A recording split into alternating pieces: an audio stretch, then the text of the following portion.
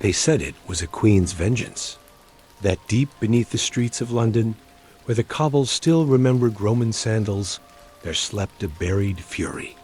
And when the city grew fat with wealth, arrogant with stone, and careless with flame, she would rise again. Her spirit, crowned in ash and smoke, would stride through the streets, and the city would burn. Some whispered it was the ghost of Boudica herself, the warrior queen who once set London aflame in life, now doing so again in death. It is an eerie thing, isn't it? How the mind reaches for ghosts when fire consumes a city. The Great Fire of 1666 did not simply destroy, it created myth. And tonight, here in the Archive of Folly, we draw open that heavy drawer of ash and memory and hold up both halves of the story. The fire that began in a baker's oven, and the legend that said it began in the wrath of a queen. Welcome, then, to the Archive. Here we trace the long shadows of folly and obsession, where history becomes myth, and myth bends back upon history like smoke curling over ruins. If you are new here, I invite you to stay with us, subscribe to this archive of Restful Histories, and allow yourself to drift into the quiet depths of the past. Now let us begin, as the flames once did, in the hush of a September night.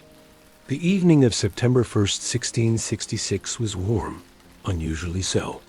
The summer had been dry, and London, crowded, sprawling, made of timber and pitch, was brittle as tinder. Within its walls, some 350,000 souls pressed together in streets so narrow that neighbors could pass a jug from one window to another. The houses leaned toward each other like conspirators, their upper stories almost touching, and above, the great cathedral dome of old St. Paul's loomed over the city, already blackened from centuries of soot and smoke. But it was not cathedral bells that tolled that night. It was silence, broken only by the clatter of cartwheels, the distant bark of a watchman calling the hour, and the sigh of wind across the Thames. And in that silence, in a baker's shop on Pudding Lane, sparks leapt from a neglected oven and settled upon straw. The fire caught quickly faster than the baker, Thomas Ferriner, could have dreamed. Within minutes, flames swallowed his house, and by dawn, they were leaping from roof to roof, spreading along the riverfront like a tide of fire. The first cries of alarm were human and immediate, the scramble for buckets, the desperate shouts to neighbors. But beneath them lay an older, slower murmur, like something remembered in the bones of the city. For London had burned before. 15 centuries earlier, when it was still Londinium, the wooden town had fallen to the fury of another fire. That one had not been accident. That one had been Boudica. The Iceni queen, scourge of Rome, had once raised her warriors and swept down upon the Roman colony. She hated the invaders for their cruelty, their humiliation of her, their theft of her daughter's innocence. She promised them vengeance, and she delivered it in flames. Tacitus, the Roman historian, wrote that the colony was blotted out with fire and sword. Some 70,000 souls perished, and the smoke of that ancient burning still lingered in the city's memory. So when fire came again in 1666, it was all too easy for frightened Londoners to whisper that the Queen had returned, that her grave, somewhere beneath their cobblestones, had split open, and that she, vengeful still, had risen to burn the city anew. Yet let us not run too far ahead, for in the first hours of that Sunday morning, the fire was not myth, but reality, hot and choking. Men tried to pull down houses to halt the flames, but many hesitated. The houses were not theirs. They feared lawsuits more than fire, and so the blaze fed itself. Eyewitnesses tell of burning timbers flying across alleys like fiery birds, of molten lead pouring down streets from the roofs of churches, of the river itself glowing red with reflections of flame. By the second day, September 3rd, panic had set in. Whole families loaded their belongings onto carts, or pushed wheelbarrows piled with bedding, furniture, and cages of squawking chickens. Others fled to the open fields beyond the walls, where they camped in makeshift tents, watching the horizon throb orange. Pepys, the diarist, noted the despair. The mayor wringing his hands, the king's brother, the Duke of York, riding into the chaos to command fire breaks, and above it all, the eerie roar of the city burning. And still, amid this chaos, whispers of Boudica spread, for the fire's path seemed uncannily familiar. It ran the course of her ancient fury, through the Roman heart of the city, across the same ground where her rebellion had once left blackened ash. The alignment was too perfect, some said, to be accident.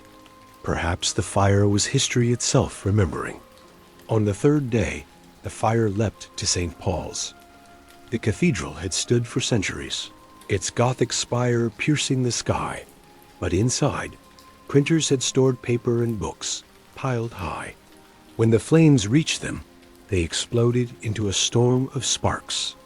The roof collapsed, and molten lead from the roof gutters poured like rivers down Ludgate Hill. Londoners wept to see it, the city's heart reduced to rubble. And in the glow of that ruin, the tale of the Queen's ghost took on sharper form. Perhaps, some said, this was her curse upon the city that had risen over her grave. But to the men fighting the blaze, myth was a luxury. A fire pressed on, merciless. Even King Charles II himself came to the lines, shirt-sleeved, passing buckets, trying to inspire courage. And yet, night after night, the fire spread until nearly 4/5 of the city lay in ashes. It is easy, now, to stand at a safe remove and see only statistics. 87 churches, 13,000 houses, the homes of 70,000 Londoners reduced to nothing. But imagine for a moment the intimate human losses. Letters, linens, toys, wedding cups, the worn shoes of a child, the portraits of a family gone, all gone in a single week. Imagine the air filled with the crack of beams, the shriek of collapsing walls, the choking, metallic taste of smoke on the tongue. And then imagine, in the silence afterward, a question rising from the ash. Was this only accident? Or was this the hand of something older, darker, and wrathful? Londoners asked it. They searched their past for an answer. And in the fragments of history, they found her, the queen who had sworn to burn London, and who had been buried, so they believed, beneath the very stones it rested on. And so, as the embers cooled, a new myth was born, that Boudica's ghost had returned, keeping her ancient vow. This is how fire becomes more than flame. This is how disaster breeds legend. For when a city falls, it must ask itself why, and the answer is rarely simple brick and beam. Yet if myth rose from the ashes, so too did the stubborn will of survivors. For Londoners, once the flames had finally guttered out on the 6th day, faced a silence more terrible than fire. Streets that had once hummed with merchants and children were now black corridors of ruin. The stench of smoke lingered, and the rubble still smoldered. Entire parishes were gone, maps erased. Samuel Pepys, ever watchful, wrote of walking through the ruins as though through a dream. He noted the strangeness of silence, the unpeopled streets, the towers standing like blackened teeth. It made me weep, he confessed, though he was not a man given to easy tears. For what had been destroyed was not merely timber and stone, but the living memory of thousands. And yet, in the shadow of destruction, London was alive with argument. Who had caused this? Whose fault was it that an entire capital had been consumed? The baker, Thomas Farriner, was blamed first. He protested he had escaped through an upstairs window with his family, save for one maid who perished, and he swore he had doused his ovens. But suspicion fell upon him all the same. Others blamed foreigners, Dutchmen, Frenchmen, Catholics. Crowds grew violent. Londoners hunted supposed arsonists in the ruins, dragging strangers before magistrates.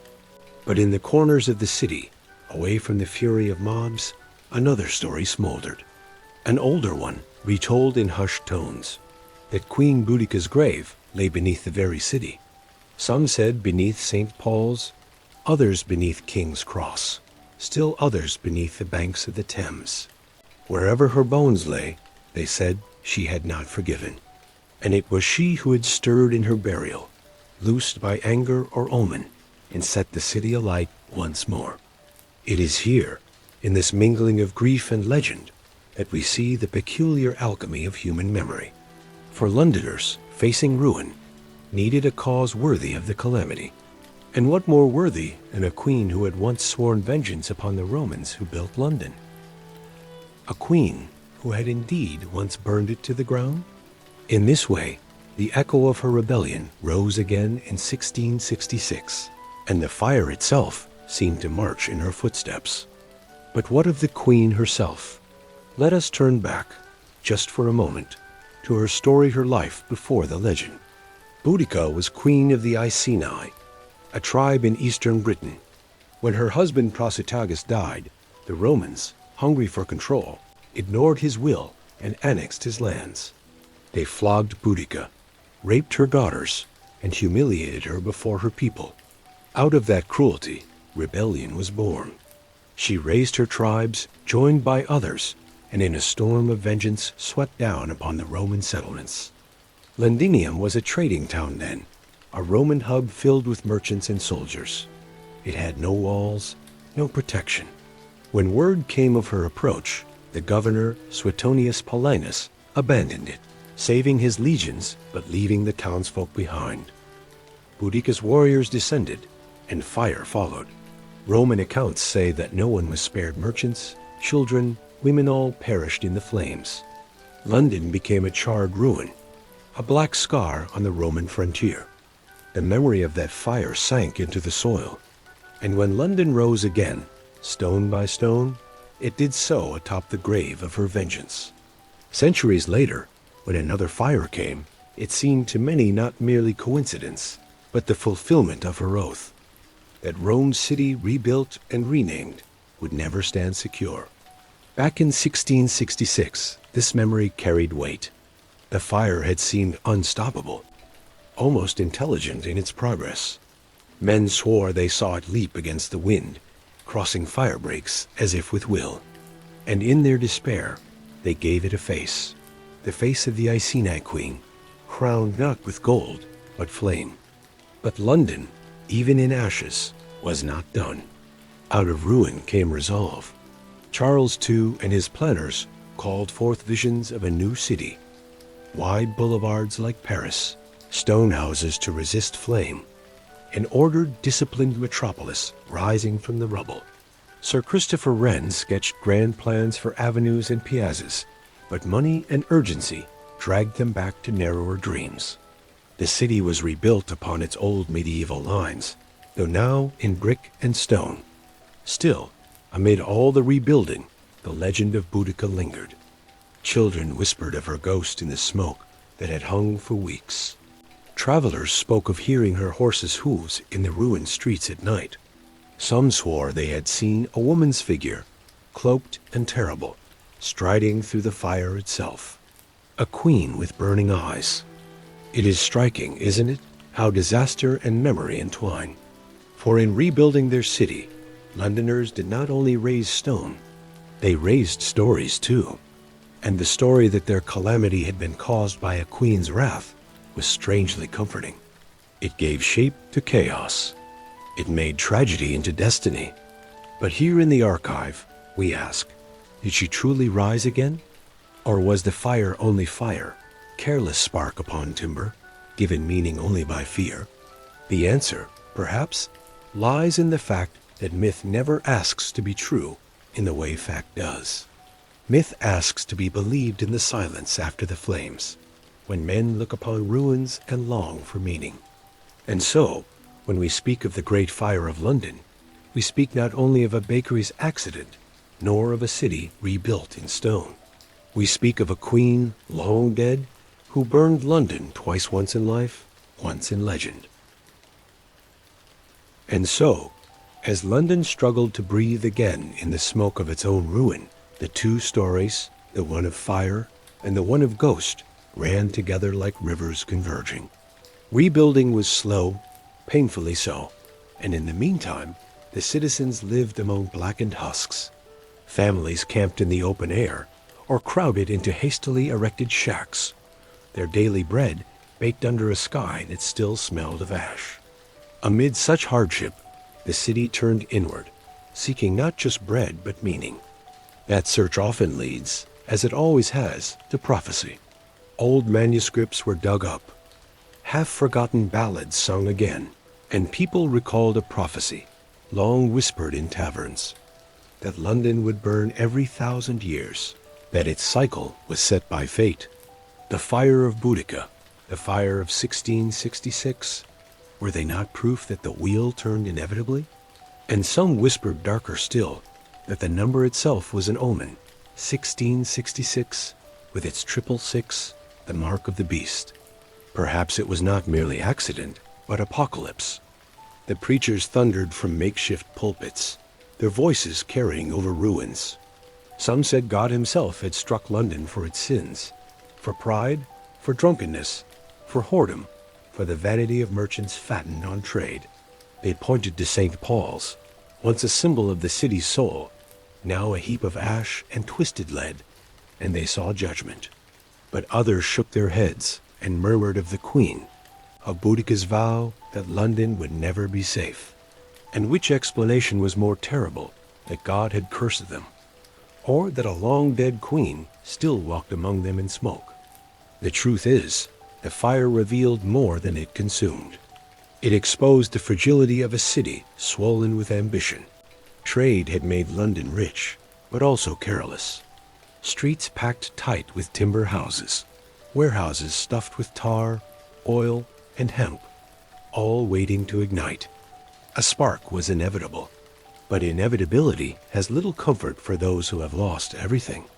Better to believe in the justice of myth, that the Queen had risen once more to balance a ledger of wrongs. And what of Boudica herself? By the time of the Great Fire, her memory had already been softened into something half-admired.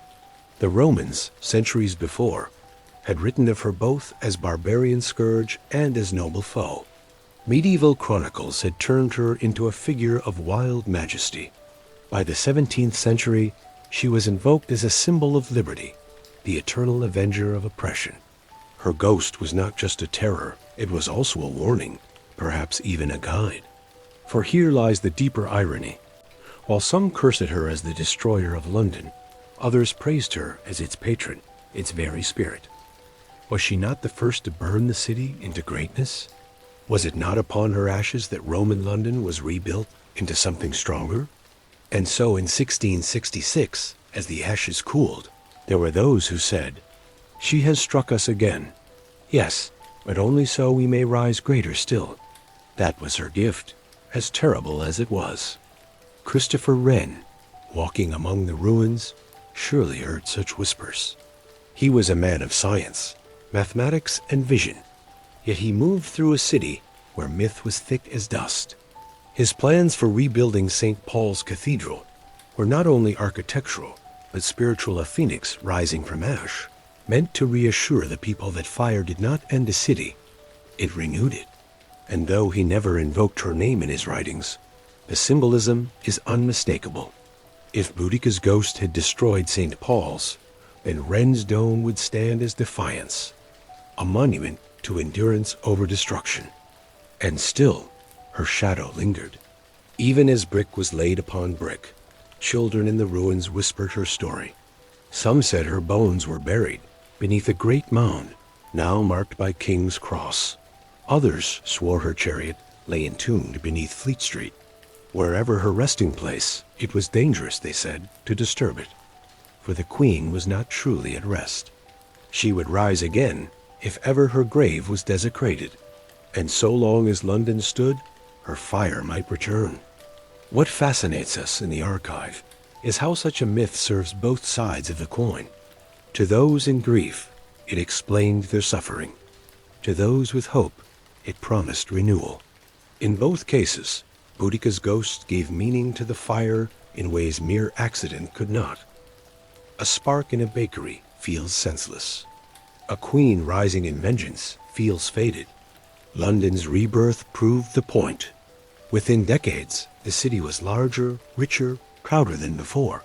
St. Paul's gleamed with Wren's dome. Markets thronged, ships unloaded goods from across the seas. And yet, in quiet corners, the memory remained. It was said that whenever fire broke out in later centuries, whether the Blitz of the 1940s or smaller conflagrations before, people still remembered Boudica, still asked whether she had returned. For this is the power of myth. It does not fade with time, but adapts, reshaping itself to fit each new calamity. A queen of vengeance, a spirit of destiny, a ghost in the stones of London. Boudica is all of these. And in 1666, when fire once more devoured the city, she was its most enduring explanation. And so the Great Fire of London was not only a story of ruin and rebuilding, of kings and architects and frightened families fleeing with wheelbarrows of possessions. It was also the story of how myth itself can blaze alongside reality, casting its own light across the ruins. When the last embers died and London stood once more upon its feet, the ghost did not die with the smoke. Boudica lingered, her name etched into the whispers of the city. Even as the new St. Paul's rose, proud and white, the story crept into taverns and sermons, into the pages of pamphlets. The Great Fire had been an accident. Yes, a baker's careless spark. But it had also been something more, something older, something faded. The myth never needed to prove itself. It thrived in uncertainty, in the silences left by the ruin. Where logic left a void, legend filled it. And so the fire was remembered not only in brick and stone, but in memory as a queen's revenge. Think of the irony. In life, Boudica had failed. Her rebellion was crushed, her armies slaughtered, her vengeance incomplete. Yet in death, in story, she triumphed. The city she had once burned became a place that would forever carry her shadow. The Romans had built their colony upon her ruin, and London had grown atop that Roman city, layer upon layer. Each fire, each rebuilding, was another turn in her cycle of destruction and rebirth. In this way, she became eternal. And so, we come to the reflection. What is it we see when we look at London's fire? When we sift through its ashes here in the archive, we see not just the folly of men, their crowded wooden houses, their refusal to tear down buildings before it was too late. We see not only the arrogance of a city that thought itself too great to fall. We also see the human need for myth, for a story that makes sense of suffering. The baker's spark is too small to account for so vast a tragedy. But the wrath of the queen? That is large enough, terrible enough, to bear the weight of 13,000 homes, of 87 churches, of the cathedral spire, collapsing into molten lead. A spark cannot hold meaning. A ghost can. Perhaps that is why, even now, the legend endures. When fires rise in the city, when smoke hangs heavy over the Thames, Londoners sometimes still speak her name. And when tourists stand before the bronze statue of Boudica at Westminster, her chariot rearing, her arm raised to strike, they do not see only the rebel of Rome. They see the ghost who burned London twice, once with sword, once with flame, and who may yet burn it again. That is the strange power of history's myths. They do not merely explain the past, they haunt the present. In the stones of London, beneath the wheels of buses and the feet of hurried commuters, there may or may not lie the bones of a queen. But in the minds of those who remember her, she is alive still, walking in firelight, waiting. And so, as we close this exhibit in the Archive of Folly, let us reflect on what we have seen. The Great Fire of London was both tragedy and transformation, both accident and myth. Out of its ashes rose not only a new city, but a story of a queen who could not be buried, whose vengeance blazed across centuries. History records the fire as 6 days of destruction. Memory records it as something larger, something almost supernatural.